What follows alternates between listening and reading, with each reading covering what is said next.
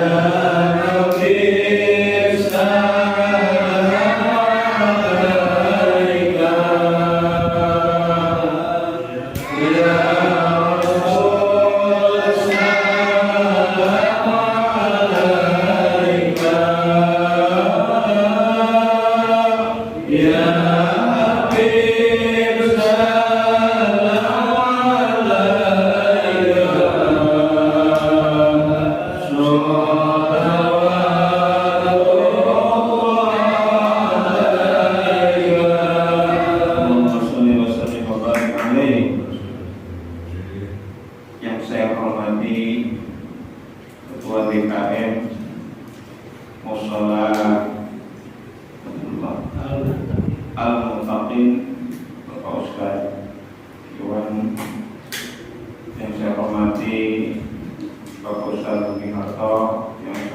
hadir, para alim ulama, para ustaz-ustazah, para sesepuh, saya hormati para pemuka tokoh masyarakat dan juga rekan-rekan semua hadirin jamaah rahimahumullah.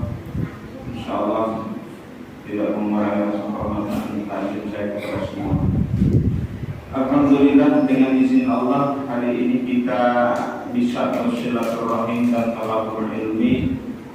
Semoga pertemuan pada hari ini Allah berkahi, Allah berikan kemudahan kita untuk bisa memahami satu ayat demi ayat di dalam Al-Quranul Karim, sehingga apa yang dikatakan oleh baginda Rasulullah Muhammad sallallahu alaihi wasallam, khairukum man ta'allama al-Qur'an wa 'allama.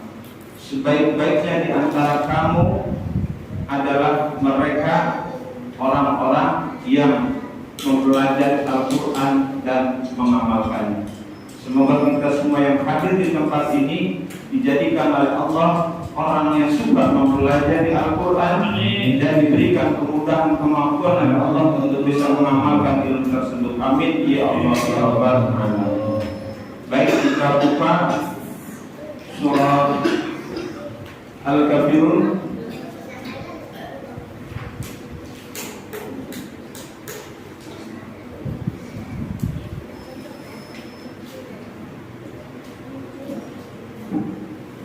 Quran surah Al-Kafirun. Ini kita. Ikuti saya dulu. Bismillahirrahmanirrahim. Bismillahirrahmanirrahim. Bismillahirrahmanirrahim. Allahumma ftah alaina. Allahumma ftah alaina. Nikmataka. Nikmataka. Wansur alaina. Wansur alaina. Min khazaini. Rahmatika. Rahmatika. Ya arhamar rahimin. Itu doa setiap kita hendak membaca Al-Quran. Baik, seperti biasa saya dulu, baru kemudian dilanjutkan oleh bapak semuanya. A'udzu billahi minasy syaithanir rajim. A'udzu billahi minasy syaithanir rajim. Bismillahirrahmanirrahim. Wala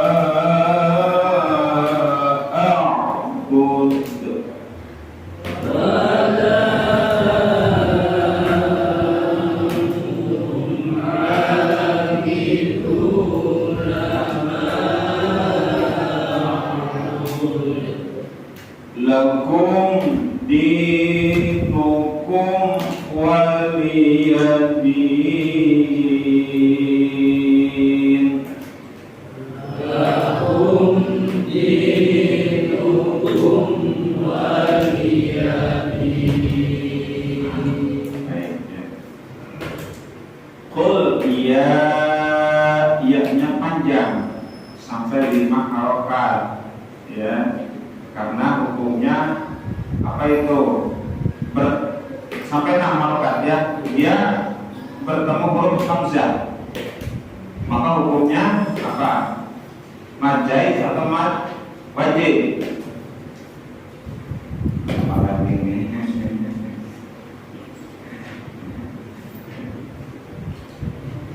hukumnya adalah mad wajib lazim. Qul ya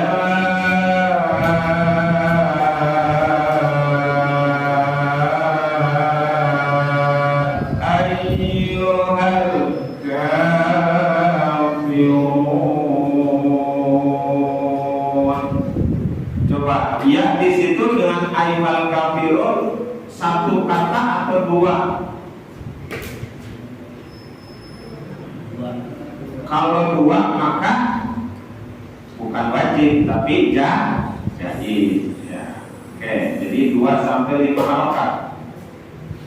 Kemudian la a'budu ma ta'budun, la sama 2 sampai 6 harokat. A'budu ain a'budu ma 2 harokat makrobi ta'budun mas ada di sukun 6 harokat. Nah, nanti ada beberapa yang sering kita temukan ada kekurangan-kekurangan yang harus kita perbaiki. Wala sama dengan tadi antum irfa 2 harokat yang didengukan antum mim bertemu ain maka izhar syafawi. Abiduna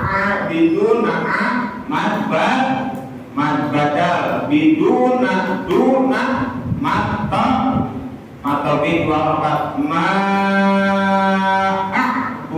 ma'abud, ya, itu berbeda kata begitu, ya, masih sama.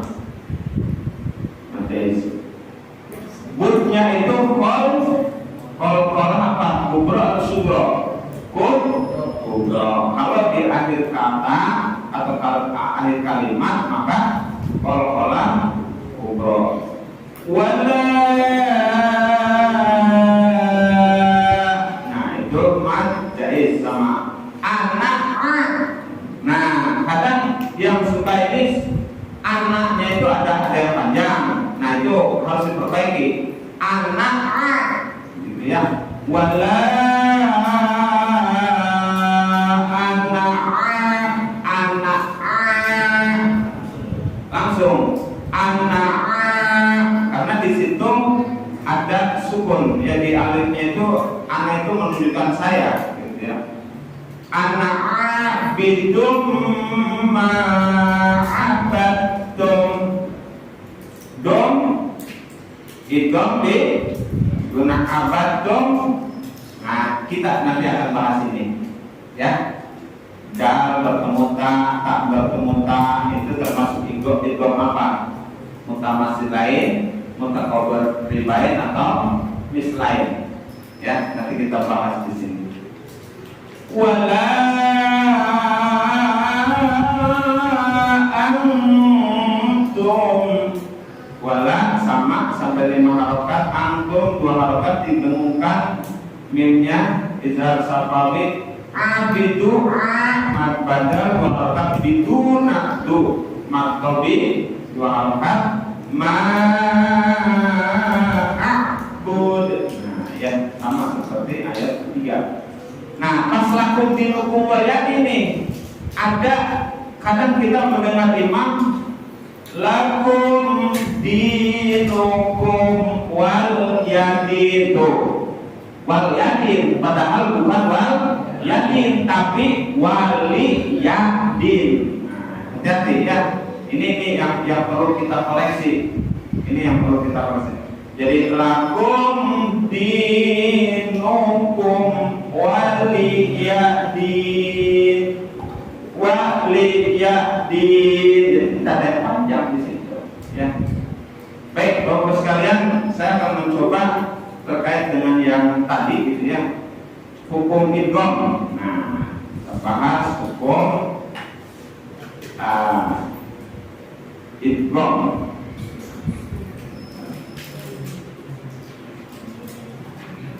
Ya. Idgham ini terbagi menjadi 3. Yang pertama ada yang disebut dengan idgham mutamatsilain. Yang nanti aku sudah tahu. Yang pertama idgham mutamatsilain. Yang kedua idgham mutajanisain. Yang ketiga idgham mutaqaribain. Apa idgham mutamatsilain? Idgham mutamatsilain adalah secara bahasa artinya dua hal yang sama, atau secara istilah bertemunya dua huruf yang sama makhraj maupun sifatnya. Nah, ya. Contohnya misalkan Robihat tija. Oke, ini pada kan? Oke.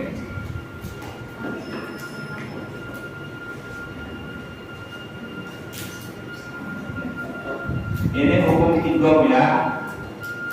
Idgham. Yang pertama ada idgham mutamatsilain ya. Mutamatsilain. Nah, idgham ini dia apabila ada dua huruf bertemu dua huruf yang sama dalam beda kata. Saya contohkan di sini. Contohnya adalah Robihat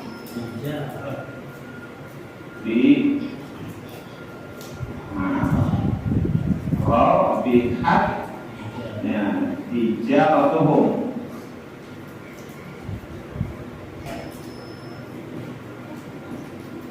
Robihat. Nah, jadi soal ini tijaratuhum. Yang pertama dua kata di mana huruf ya. Robihat tijaratuhum. Tak bertemu tak dalam satu kata yang berbeda.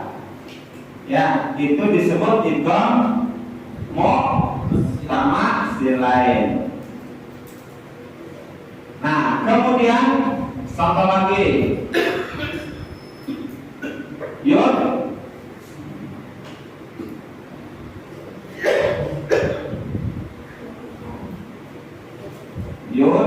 rik. Nah, jadi soal gini. Ya. Iya, gitu. Jadi ketika ada ini huruf kaf. Nah, kalau ini beda kata. Kalau ini dalam satu kata, ya, gitu. Karena yang satunya hanya sebagai ini saja, bukan fiilnya ya. Gitu. Jadi yudrikum dibacanya seolah-olah dihentangkan kepada huruf yang kedua. Rabihat tijaratuhum yudrikum. Gitu. Jadi ini yang disebut dengan idgham mutamatsilain. Jadi biasanya idgham mutamatsilain ini hurufnya itu yang sama gitu Pak. Yang satu kemudian berikutnya sama. Kemudian contoh lagi waqad dakhalu, kan harusnya membacanya begini misalkan. Waqad awalnya gini, waqad dakhalu.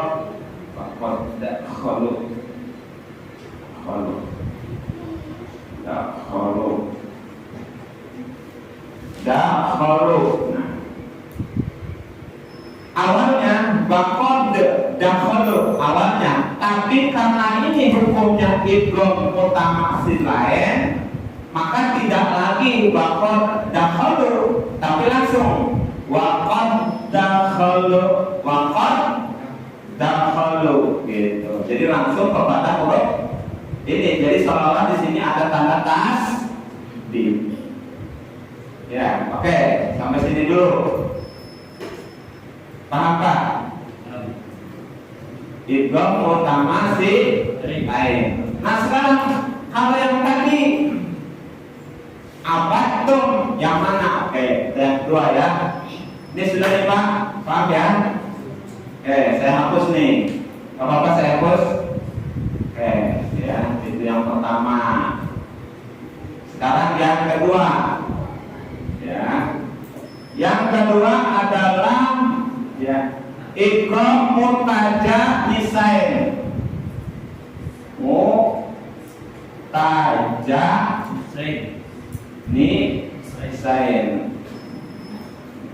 Nah, kalau ini berbeda huruf. Ya, ini berbeda huruf.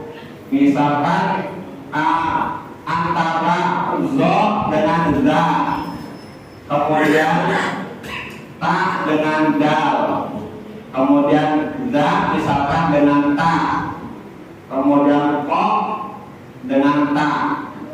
Nah, contohnya apa? Contohnya misalkan ada bacaan zalamu.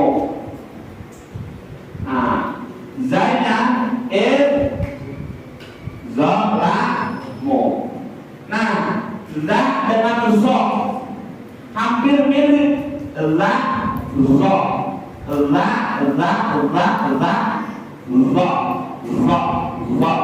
ya, hampir mirip, sehingga ketika kita menemukan ayat ini, maka bacaannya bukan zalamu, bukan begitu, tapi langsung zalamu gitu. Kemudian antara ta dengan dal, uji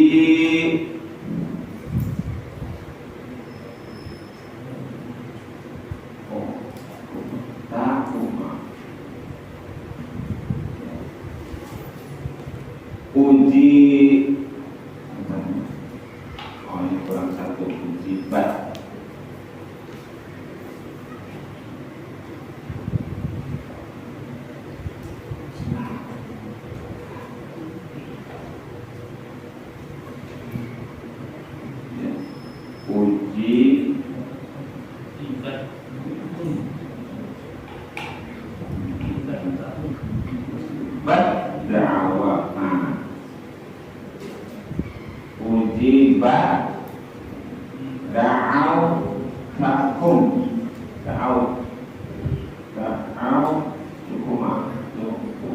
Oke. Nah, yang kedua antara ta dengan dal, awalnya berbunyi ujibat da'autukuma, tetapi karena ini maksudnya kepada idgham mutaja nisain, maka dibacanya adalah ujibat, ya, ujibat da'autukuma. Nah, termasuk yang tadi, kalau tadi, kalau ini kan tak dengan dal. Kalau tadi yang dibaca kita adalah dal dengan tak ya. Nah, gitu. Boleh bisa ini. Jadi hukum di sana tadi hukumnya adalah idgham mutaja nisain, ya gitu. Dal dengan ta. Oh, dal misalkan qad tabayyana, awalnya qad tabayyana, tabayyana, tabayyana. Awalnya qad tabayyana, karena ini ba dengan ta, dia termasuk ke dalam hukum idgham muqtada disai, maka seolah-olah dia langsung menghentakkan di sini qad, jadi dibacanya qad tabayyana, qad tabayyana. Satu lagi qad dengan ta, wa qala dhaifah, wa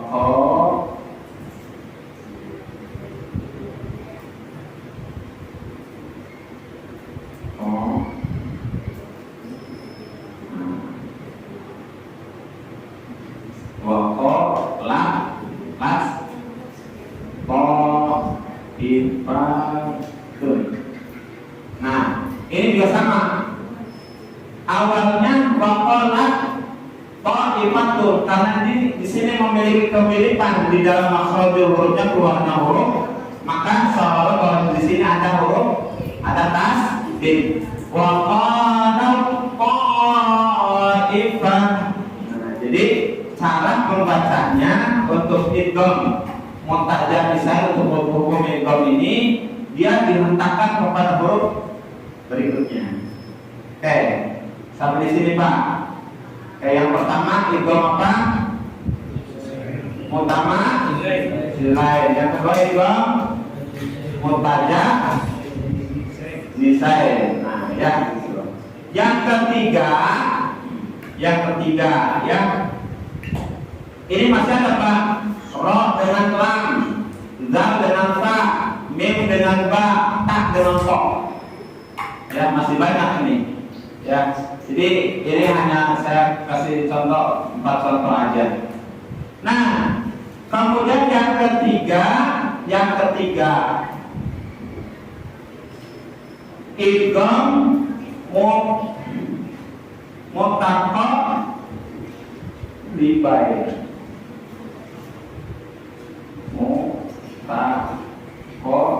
Ribai. Ya. Idgham muttaqab ribai.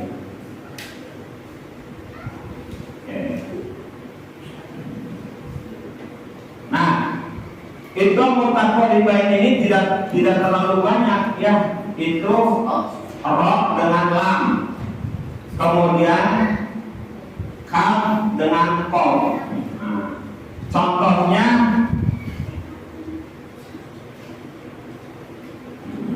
alam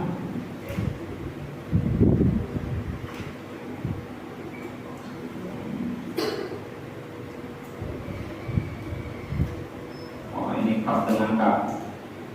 Ini kaf dengan kaf aja dulu. Kalau kaf dengan kaf termasuk ini ya.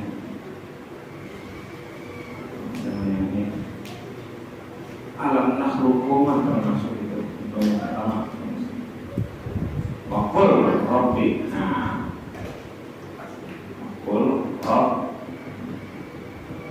waqul. Awalnya waqul rabbi, tapi kemudian karena ini masuk ke dalam hukum idgham muttaqab ribai, maka dibacanya waqul langsung sini, tidak lagi waqul gitu ya. Jadi waqul rabbi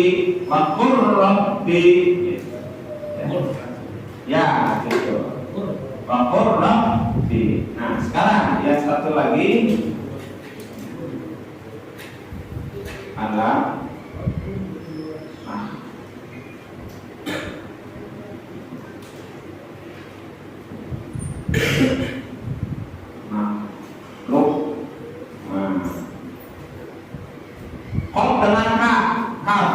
qad dengan kaf. Jadi alam nahluk langsung aja bukan lafaz. Kan kalau misalkan biasanya nah lokum gitu kan ya, tidak ada kol-kolah, langsung kepada ya ada tasdid di sini. Alam nahlukum, langsung aja nahlukum. Ya, bahwa ini memang rada lumayan gitu. Cuma ininya saja apa namanya menghafal ya Pak ya. Satu, idgham mutama lain. Yang kedua idgham mutaja lain. Yang ketiga idgham mutaqab lain. Oke. Jadi cara menghafalnya adalah cukup dengan selain daripada idgham mutamatsilain dan idgham mutaqaribain adalah idgham lain. Sebab idgham mutaqaribain kan tadi ya apa roh dengan lam atau lam dengan roh, kaf dengan kof atau kof dengan kaf. Selain itu masuk kepada idgham mutajani. Bisa Pak dipahami Pak? Ya, kalau mutamatsilain yang sama, gitu kan ya. Setiap misalkan itu sama, ya maka kategorinya idgham mutamatsilain. Kalau lam dengan ra, qaf dengan kaf, mutaqaribain. Selain itu mutajani, sudah beres. Gitu. Ya, itu cara menghafalnya. Baik, kita ulang lagi bacaannya. Kita kembali kepada bacaan kita. Jadi wala ana 'abidum ma 'abadtum. Bukan abadatum. Nah, saja ini sama yang beda huruf ya. Tak dengan dal ini gitu ya. Oke, alhamdulillah nih. Yuk kita sama-sama ulang lagi ya dari bismillah. A'udzu billahi minasy syaithanir rajim. Mangga. A'udzu billahi minasy syaitanir rajim.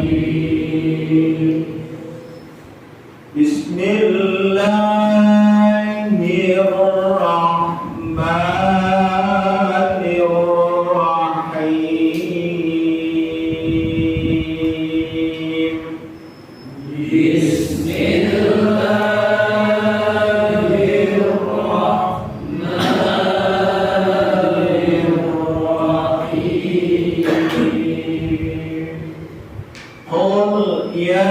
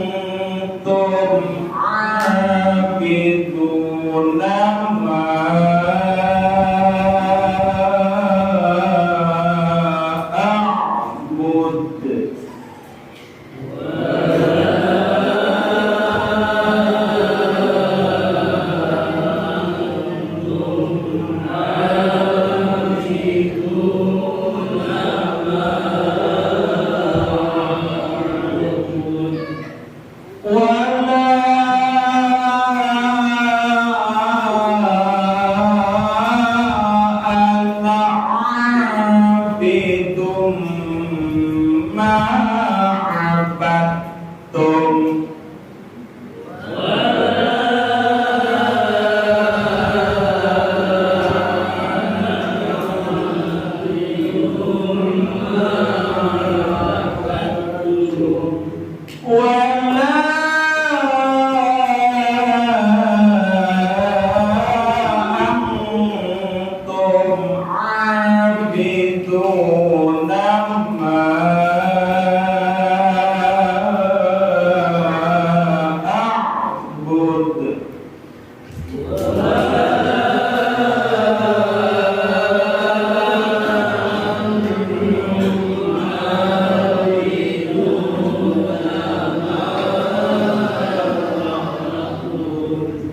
Lakum dinukum waliyadin.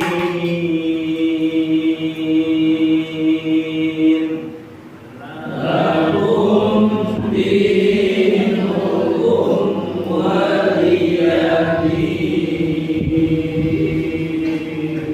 Sadaqallahul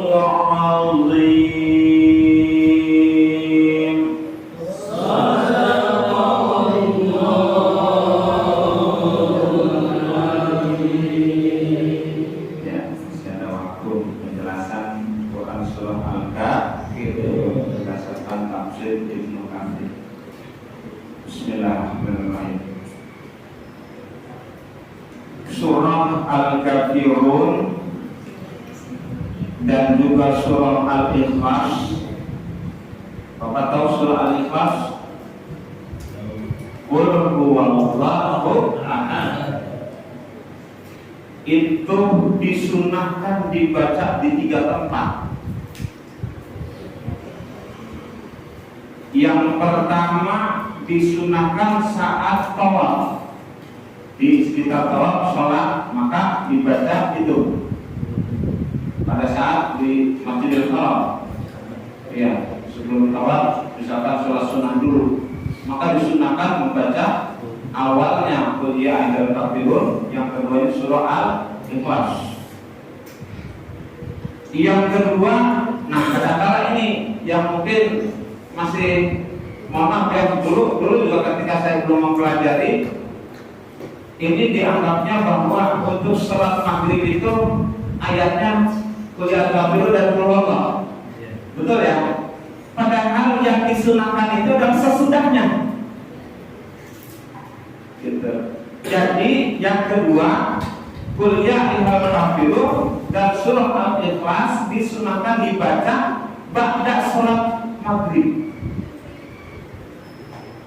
bukan pada saat sholat wajib maghrib.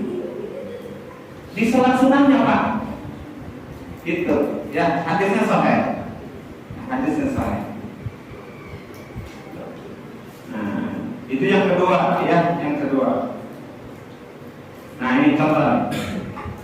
Dan Imam Ahmad meriwayatkan dari Ibnu Umar radhiyallahu an bahwa Rasulullah SAW membaca surah Al-Kafirun dan surah Al-Ikhlas dalam sholat sunnah 2 rakaat sebelum.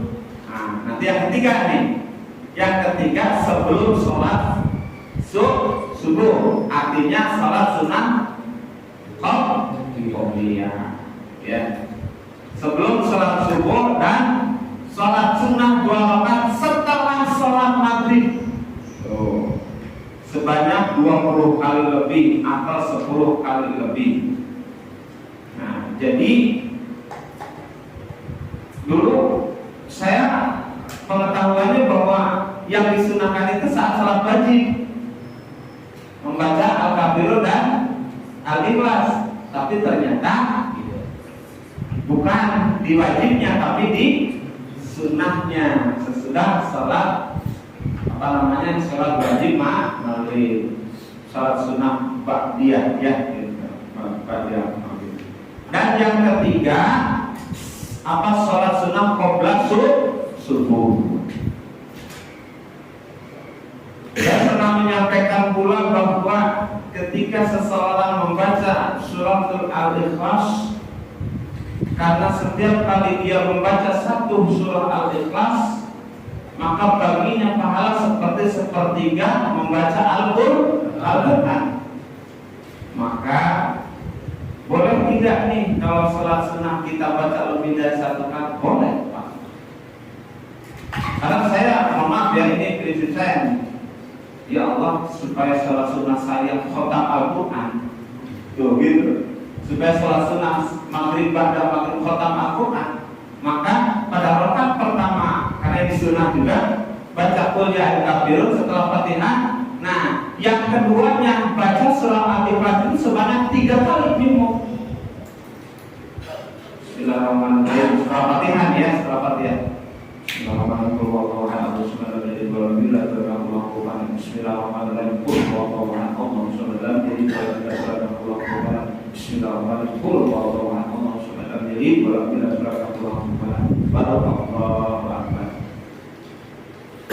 Kita harus yakin karena memang penjelasannya sangat jelas. Ingin menyelesaikan salat sunnah sambil mengkhatamkan Al-Quran, kan begitu Pak? Luar biasa. Kalau misalkan qobliyah subuhnya, ya pada rakaat pertama setelah Fatihah membaca qul ya ayyuhal kafirun, pada rakaat keduanya membaca surah Al-Ikhlas minimum 1. Tapi kalau kita yakin kepada Allah bahwa bacaan itu pahalanya seperti sepertiga membaca Al-Quran, maka minimum untuk pribadi ya nih, kalau mau diingat silakan ya, paling tidak 3 kali membaca surah Al-Ikhlas, sehingga di saat subuh kita sudah mengkhatamkan Al-Quran. Suatu hari baginda Rasulullah SAW memanggil para sahabat. Wahai para sahabat, siapa dalam 1 hari 1 malam bisa mengkhatamkan Al-Quran, maka akan aku beri hadiah, kata baginda Rasulullah. Begitu mulai para sahabat masing-masing ngaji Pak. Wah, mari. Dari pagi sampai ke malam, ada yang setengah sampai malam gitu ya, ada yang sampai pagi. Tapi ada sahabat Rasulullah SAW yang dibimbing langsung oleh baginda Rasulullah SAW, yaitu Ali, Sayyidina Ali radhiyallahu anhu. Dia cuma membaca 3 kali surat Al-Ikhlas. Setelah itu tidur. Begitu dipanggilnya orang-orang, ayo siapa duluan yang sudah khatam Al-Quran? Yang satu, saya malam begadang sudah membaca Al-Quran. Yang ini sampai jam sekian, jam segini. Kamu Ali, salah kamu tidur aja. Tapi saya sudah mengatakan mengenai Rasulullah. Apa yang kamu baca? Saya membaca surat Al-Ikhlas sebanyak 3 kali. Loh, kenapa kamu bisa begitu? Kan ada habisnya kan gitu kan ya, karena saya sampaikan pelan. Jadi membaca surat Al-Ikhlas 1 kali pahalanya seperti kita membaca Al-Quran sepertiga kali. Ketika 3 kali kita baca 1/3 tambah 1/3 tambah 1/3 menjadi 3/3 atau 1 kali khatam Al-Quran. Maka yang pada saat itu yang menggunakan siapa? Sayyidina Ali. Masya Allah. Gitu ya Pak ya. Nah ini informasi penting. Jadi yuk, agar kita salat sunnah kita selalu khatam Al-Quran. Yakin kita ya, yakin. Maka di saat salat sunnah membaca surat Al-Ikhlas pada 2 tempat. 1, salat ba'da maghrib. Yang kedua, salat sunnah qobliyah subuh. Ayat pada rakaat pertama Quran surah apa? Al-Ma'un, Al-Kafirun. Yang keduanya Al-Ikhlas. Qul huwallahu ahad. Mudah-mudahan kita dimaafkan oleh Allah untuk bisa mengamalkan. Bapak-bapak hadirin rahimakumullah, berikutnya adalah ayat ini mengisahkan perjalanan baginda Rasulullah Muhammad sallallahu alaihi wasallam dengan para kaum kafir Quraisy. Karena mereka menganggap bahwa pengennya mereka gitu ya. Saat itu kafir Quraisy pengennya mereka, karena mereka menyembah berhala, maka kita pun ikut-ikutan. Saat itu dakwah Rasulullah sudah mulai diterima, tetapi belum sampai kepada akar-akar sehingga mereka lepas dari kemusyrikan. Sehingga ada perjanjian, ya Rasulullah, sudah kalau begitu, ketika kami katakan hari ini ibadah menyembah berhala, maka kamu juga menyembah. Ketika Rasulullah menyembah Tuhannya Rasulullah, kami juga ikut. Maka itu sejarahnya, asbabul nuzulnya. Pada saat itu langsung, qul ya ayyuhal kafirun. Qul, katakanlah, ya ayyuhal, wahai orang-orang al-kafirun, orang-orang kafir. Untuk seluruh manusia, tapi khusus kepada kafir Quraisy. La a'budu ma ta'budun. La, tidak a'budu, aku menyembah. Ma ta'budun, apa yang kau sembah. Jadi tidak akan saya menyembah Tuhan yang kau sembah. Kata baginda Rasulullah SAW berdasarkan firman Allah. Wala antum, wala, dan tidak pula antum, kamu abiduna ma abiduna, menyembah nama aku, Tuhan yang aku sembah, kata baginda Rasulullah. Dan kamu pula tidak perlu menyembah Tuhan yang aku sembah, kata Rasulullah. Wala ana abidu, wala, dan tidak pula anak saya, kata Rasulullah, abidu. Nah, abidu ma'abadu, menyembah Tuhan yang kamu sembah. Wala antum abiduna ma a'bud, dan kamu tidak pernah pula menjadi penyembah Tuhan yang aku sembah. Lakum dinukum, lakum bagimu, dinukum agamamu, waliyadin, untukmu agamamu, dan untuk pula agamaku. Nah, jadi ini merupakan perjalanan baginda Rasulullah Muhammad SAW menghadapi kaum kafir Quraisy, di mana mereka menginginkan agar saat itu ibadahnya orang Islam menjadi dua. Ketika mereka ibadah ikut, ketika Islam ibadah mereka juga ikut. Maka jelas itu ditolak oleh baginda Rasulullah. Turunlah ayat ini. Nah, apa maknanya bagi kita? Maknanya kalau kita misalkan ingin lebih luas dalam konteks kehidupan kita, maka disitulah betapa Islam ini sangat-sangat menghargai toleransi. Islam tidak pernah memaksakan siapapun untuk masuk ke dalam Islam. Tapi ketika kita masuk ke dalam Islam dan kita mendukung di Islam, apa kata Allah dalam firman-Nya? In tansurullaha yansurlakum wa yuthabbit aqdamakum. In tansurullaha yansurlakum wa yuthabbit aqdamakum. Barang siapa yang mendukung, menolong din Allah, maka Allah pun akan menolongnya. Masya Allah. Maka mudah-mudahan ya Pak ya, kita diberikan kemudahan oleh Allah. Mudah-mudahan agar hati kita dibimbing oleh Allah untuk senantiasa ingat kepada Allah. Amin. Ada satu hal Pak, ada seorang yang dia segala permintaannya dicukupkan oleh Allah. Apa yang dia amalkan sederhana, yang dia amalkan, yang dia amalkan lisannya tidak pernah lepas dari kalimat istighfar. Nah, astagfirullahaladzim. Pernah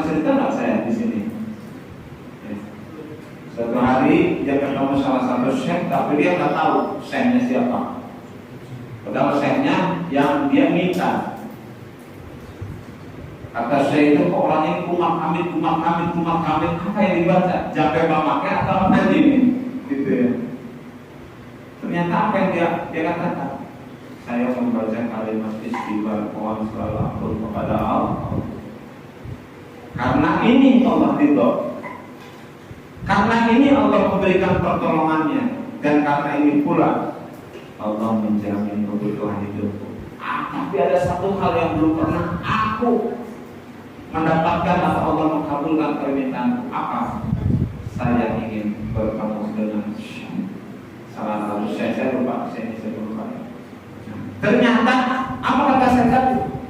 Anak, saya ini yang engkau apa namanya dambakan, yang kau inginkan untuk bertemu. Langsung dirangkul saya. Masya Allah. Berarti seluruh permintaan dia kepada Allah ketemu. Nah inilah yang ini satu-satu. Jadi banyak orang mendapatkan kebaikan dari Allah Subhanahu wa Ta'ala karena membaca sesuatu yang sederhana. Tetapi kadang-kala yang sederhana ini kita lupakan. Yuk, mudah-mudahan kita diberikan kemampuan ya Pak untuk menjalankan membaca kalimat istighfar. Shadaqallahul azim.